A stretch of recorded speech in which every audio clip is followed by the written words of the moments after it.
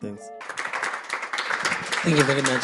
Sorry, I hope I haven't spoken too long. No, we wanted you to tell your story, and after so many years of having to be in this soil, in this world, there's a lot that you have to share. I love the stuff that you mentioned here. I want you maybe to think about two questions that I'm going to come back to you about. And I can hear you're such a beautiful storyteller. You kept us engaged and imagined the walks and the places that you've been and the amazing people that you've met. But what was that defining first encounter of your activism? What actually defined and said, what was your turning point which made you to decide that I am going to be an activist and embrace the theories that you're speaking to, the ideologies that you're speaking to now? So maybe share a bit about that with us. And also, as a grown activist now, what's keeping you going after so many years of everything that you've gone through, political life, personal life, and all of those? And we're going to come back to you for those questions now. But Philippi, also just share with us your experience of the college. What can you share about the college itself? You being a fellow and you being involved in the college, what lessons can we learn from you? Perhaps the better foundation, is there anyone better here? No. Perhaps the better foundation, through your inspiration, there could be an opportunity for a person or two to maybe be part of that school, because it sounds really amazing from what we're getting from Utata. So what has been your experience, if you can share with us, of being in the school, and how did you get to learn of the school, and how was it? Take us through that memory lane. So yeah, my dream was always to go to India, because I was fascinated by Gandhi and his activist work, and how, in a way, he had this soul power. Yeah. So when I was in England, I was an immigrant. I was just doing any odd job just to have a little bit of an income. And once I had my papers, my residency, I decided I wanted to study. So I heard about Satish and your work. So I went to Schumacher College without having a degree, because I dropped out from university, to live with indigenous people, because I thought the kind of wisdom and the skills that we need to navigate these uncertain futures, you cannot learn it on YouTube or the university or anywhere like that. You need to find this extraordinary inspiration that perhaps doesn't even exist in any one place, right? And Schumacher College is an idea, is an invitation, is a proposition. But I think what's unique about Schumacher College, and what Satish did with Schumacher College, was sort of combining these different elements to the soup, right? You brought spirituality, you brought activism, you brought the arts, but also this sense, and we were talking about this on our way here, Satish, at Schumacher College, you're a part of the community. You wash dishes, you clean the toilets, you do some gardening, you do as part of your day-to-day activities. So there isn't a feeling like I'm the CEO or I'm the manager or I am the cleaner, but rather you feel you're part of a whole and you're part of a community. And that, I think, is something that's really missing, because we have kind of like, creating so many hierarchies, and we want to climb the social ladder, and I really push really hard to be where I am today, and I sort of like, and I think also like what Satish is saying as well, this sense of like no one is coming to the rescue, right? So I don't think you have to go to Schumacher College to learn this, or I think Schumacher College is an incredible place, but it's also really difficult to get, right? And I've been so privileged and fortunate that I was able to get there. And one of the things that Satish is discussing here is how we can bring these ideas and these teachings here to Philippi. Bushra was saying, can we bring this to here? But I think I think, and with this I'll finish. No one is gonna come and say, "Hey, Philippi, would you like to come and be a Bertha Fellow?" I worked my ass off to be here today, and I don't sleep, I don't eat, I don't. I am devoted and I'm passionate about my work. And then other people, funders and foundations and organizations, they see that and they recognize it, say, "You are crazy. You are like unstoppable. There's like no money. You're just working. There is no resources. You make stuff happen." And I think in that way is something that is not something you can download from the app store, right? It's something that is like a muscle that we develop, and it's frustrating and it's painful and it takes time. And I think that there isn't like a formula for success. It's not like you're meant to succeed. You need to try and have a go. And I think in that way, Schumacher College, talks about this question of like simplicity and small is beautiful, and all that those principles and values that Satish referred to, and I think the question is like, how relevant is that for us here, right? And what are the constraints and the challenges that we have here in Philippi and that you guys have? I didn't speak any English when I went to England. I can hardly communicate and can hardly talk in English. But I learn and I study and I research and I work really hard so I can speak and I can negotiate. But I think Schumacher College is a place that was created and set up for the future, for because we cannot go back to the past. And I think we need to be connected to the soil, and we need to be connected to our communities, but also we need to use technologies in a way that's smart, and we need to use the modern tools in a way that we break through, and we are pioneers, and we innovate, and I think if we cultivate that sort of soul power, then we are unstoppable in a way. Very good. Very good. Yeah, thank you very much for that. I think maybe also just saying that we'll spend the next just 10 to 15 minutes wrapping up so that we don't delay people. I know that we all still have to go back to our families, and it's been a long day. So we're just going to take these 2 questions and then maybe open up an opportunity for any other burning question that people have. So over to you, Satish. Your encounters one more question was how I became activist. Yes, your first encounter that defined your activism. You're like, after this, there's no going back. I am going to affect change. I'm going to focus on these 3 things: ecological regeneration, social justice, and what's the third one? So all of those 3 things. My activism started with peace activism, I would say. Because one day, with a friend, I went to a coffee house to have a coffee.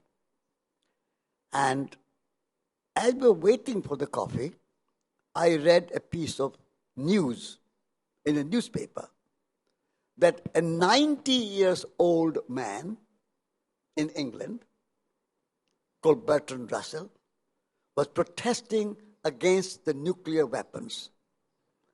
and he was arrested. I was put in jail. And when I read that, I said, wow, he's a man of 90 going to jail for peace in the world. What am I doing, young man? Sitting here drinking coffee. That one event changed my consciousness, changed my mind. I said, I must do something for peace. These nuclear weapons are not good. And if a Bertrand Russell, who's a 90 years old man, is going to jail, sacrificing his life, I must do something. And so, with my friend and I, that is the moment to say, we will become an activist and we will work for peace. But then when I walked for peace, during that time, ideas evolved. And peace is not only an absence of nuclear weapons. Peace is not only an absence of war. Peace is a positive power. So my ideas of activism kind of evolved. And I realized that I have to make peace within ourselves. If we are not at peace within ourselves, we are not going to stop war. So people have to be at peace within themselves. Then I also said, that's why my activism kind of grew. And I said, the way we are treating nature is like a war. The way we are destroying rainforests, the way we are treating animals in factory farms, the way we are destroying our soil with chemicals and fertilizers and pesticide and all the chemicals and poisonous things. So we have to make peace with nature, peace with Mother Earth. So my idea of peace grew out of peace against nuclear weapons, peace against war.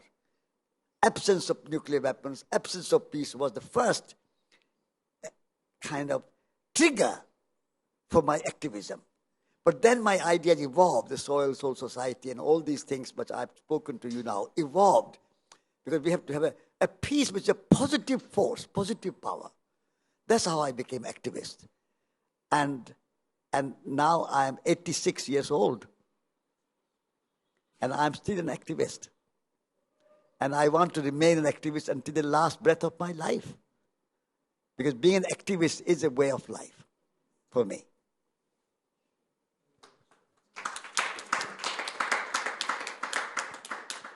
Thank you very much for that. Let maybe bring you guys in if there may be any pending questions.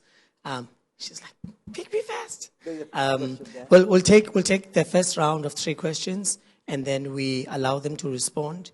If there's still more time, then we can take the last round, and then we start wrapping up. I'll start with you, number 1, number 2, and you, number 3. You're going to be number 1 in the next round.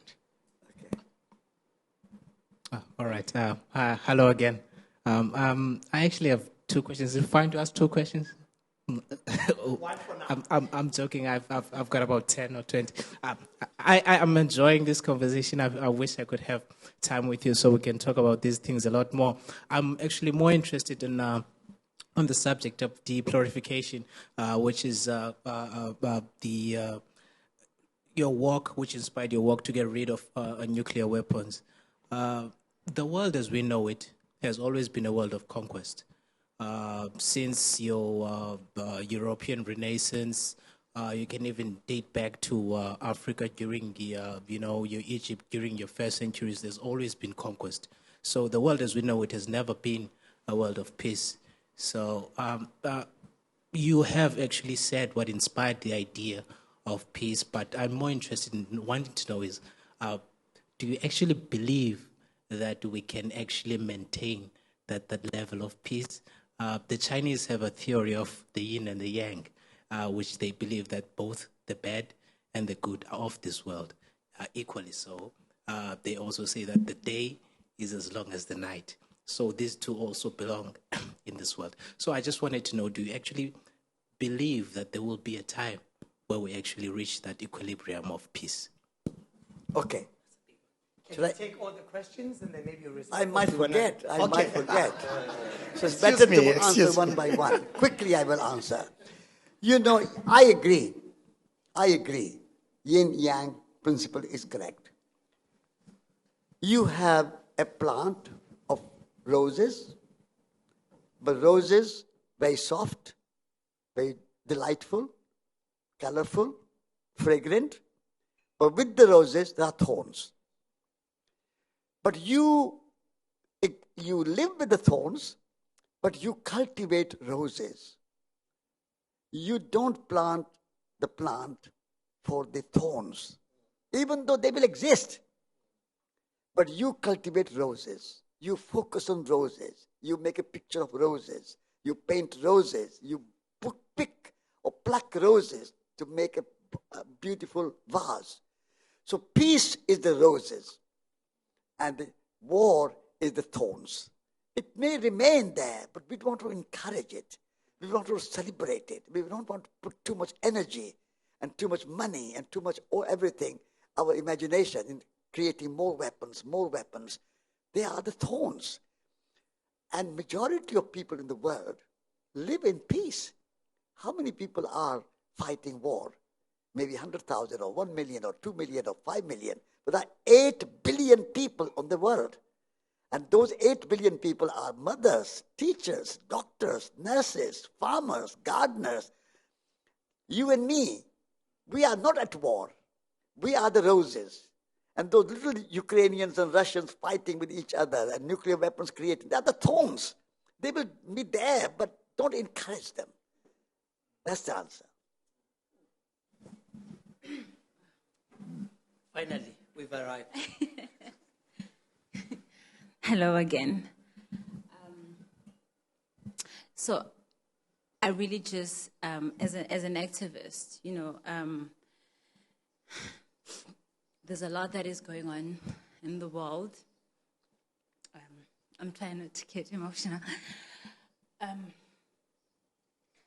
What is that one thing? Because as an activist, and when you're fighting things like environmental injustice and food justice, there's so many people that ridicule you and tell you that it's not happening. It's a philosophy of someone else, and then there comes days where it feels like you are defeated. What is that one thing that you tell yourself, or how do you pick it up again, the fighting spirit, to keep on fighting the journey? What is it that you tell yourself, or what is it that you can tell me that during my days of weakness, where I feel like I'm fighting a war that will never win, what is it that you can tell me that could pick me up and keep me going? That's what I want to ask. Thank you. Very nice question. I mean, it has to be for each person something from their own inspiration. There can't be one thing for everybody. What I can say is what is one thing for me. And then you have to sort of think about yourself. What is one thing which inspires you to keep you going? For me, that one thing is love. Love is the answer. I always say to myself, the big famous phrase, love is the answer. What is your question? So I work for love. I come here to speak to you for love. I write for love. I act for love. I don't act for money. I edit books, write books, not for money, not for name, not for fame, not for prestige, not for any award or reward, just for love. That one thing always inspires me, that is the love of people, love of nature, love of food, love of friendship, love of everything. That keeps me going. Nothing else will satisfy me. Nothing else will give me that contentment, that happiness. How much money I have. If I have $100 million, I want $200 million. or $100 million or $1 billion. It's never contentment. But if I have a love in my heart, I'm fulfilled. Love the woman, love of children, love of parents, love of the house, love of the garden. Love is the organizing principle of my life. That's what I can say. Now you and each one of you have to find something for yourself and say, what is one thing which will inform my life, organize my life, keep me happy and active, and keep me moving and keep me going? What is that? Each and every one of us to find our own word and our own idea. There cannot be one for everybody because we are all different. We are all our own aspiration. But for me, it's love.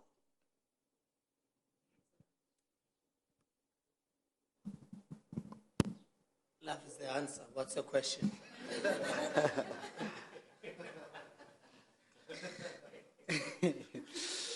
Ish. Yeah, I hope this question doesn't get me in trouble.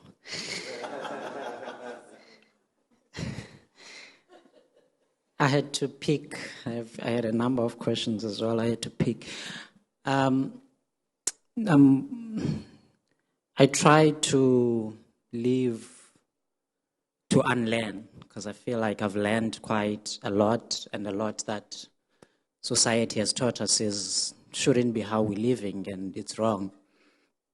So instead of continuing to learn, because I feel like in my age, I'm not going to say how old I am, I've learned quite a lot, so now I try to unlearn.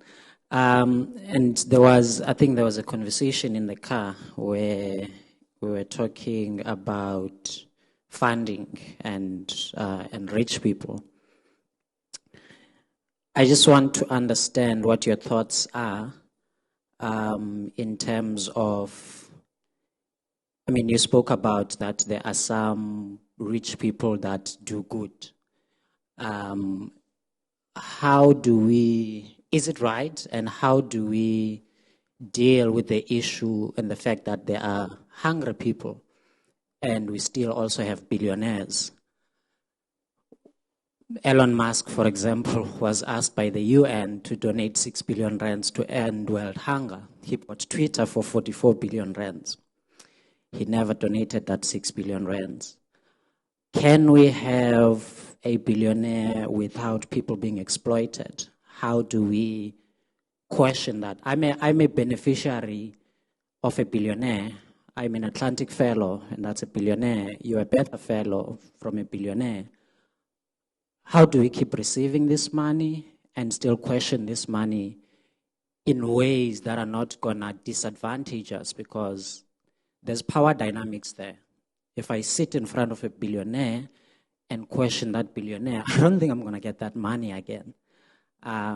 So how do we deal with those conflicts in a world where there's so much hunger and also violence, which some of those billionaires contribute to? So can you summarize what he said? Yeah. So he was talking about the paradox between, maybe I can open the answer. Yeah. I can start. Yeah. He was talking about the paradox between Rich. Yeah. who are doing philanthropy. Yeah. And people basically. Yeah. Glad to answer that. Yeah. So maybe I can start. Maybe Satish can continue, and you can sort of talk back to Satish. But I work.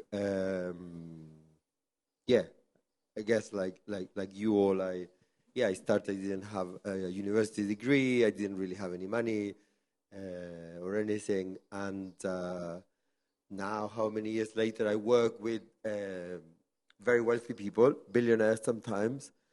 And some of them don't really like that you sort of challenge them. But I think more and more is becoming apparent that we do need to challenge them. And I think it's also this question of like, it's like, there's a very practical question, and I think I was trying to explain to Satish, it's a paradox, right? You have a billionaire, and then you have so much scarcity and so much, lack of access to basic things, right? And it's really painful, and it's really frustrating. And I think what you were saying as well about this question, what gets you out of bed and when you're feeling frustrated. Sometimes just feel frustrated, and sometimes just punch a wall, and you know what I mean? And sometimes just feel heartbroken. And I think it's really important. I think that's, in a way, part of the soul power. But I think, just going back to your question, we need to be able to communicate, and we need to be able to, it is important that you not just continue articulating this question, but I would love to take you to one of my gatherings with all these like very wealthy people, and for you to talk to them directly and be like, look, right? and See what happens.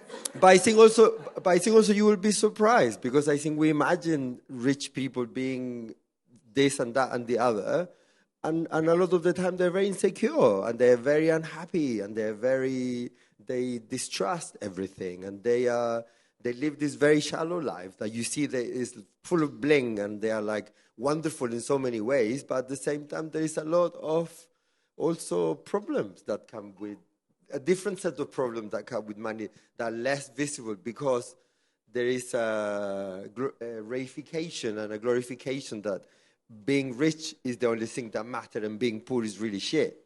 And in so many ways that's true. There is also true that and maybe you can speak to this, Satish, being rich is also a problem. Yeah. And brings so much suffering. And I live in England, where it's like such a wealthy and affluent society, and people are dying of loneliness and of obesity and of all these many diseases that come with the so-called development, right? So I think it's also like being able to break through this narrative that development and sort of like this question of what prosperity is and what wealth is. And I think, it's the narrative that has been sort of imposed on us is like that we are losers and that we have no power and that we have nothing, but we have so many wonderful things that money cannot buy. And that's a dish.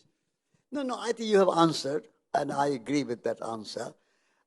As far as I am concerned, personally, I don't envy a rich person. And I don't want to be a billionaire. And I am rich with love. I'm rich with trust. I have imagination, which I don't need money to buy. I have a courage to go around the world. I did not need a penny. And courage I don't need to buy. I don't need to buy anything. I can grow my food. I can build my house. I can weave my clothes. If not I, my friend can do for me and I can do for my friend. We can exchange. So I don't envy rich people. I am happy in my elegant, simple, practical life of love, imagination, creativity. Jesus Christ was not a billionaire, but we remember him. How many billionaires have made impact in the world? Buddha was a king. He was a billionaire, but he left and went to the forest and lived a very simple life. And this is why we remember Buddha. So, I would ignore the rich. And I will use my richness, which is not measured in money, but my richness is measured in my imagination, my creativity, my courage, my love, my friendship, my joy, my celebration. These are the things rich people miss. So I'm not envious. I want to have land, which I can cultivate food. And I want to use my hands and my brain and my heart. And that's all we need to do. If we just keep thinking and envying and cursing, rich, rich, rich, we can die doing that and nothing happens. I want to live my life today joyfully, happily, creatively, imaginatively, artistically, activistically, in a wonderful way that I'm in charge of my life. I'm a CEO of my life. I don't have to worry about anybody else. I'm rich with love and courage and imagination and poetry and art. That's what we need. We don't need to worry about these rich people. Only thing we are worried that they are destroying the world. They are polluting the world. And so I protest. And I become active. I don't want their money. I want them not to pollute the rivers, not to pollute the oceans, not to pollute the soil. The rivers are not their rivers. Oceans are not their oceans. Soil is not their soil. It's the inheritance of whole of humanity and whole of nature. All animals live by the water and the soil. If anybody pollute water and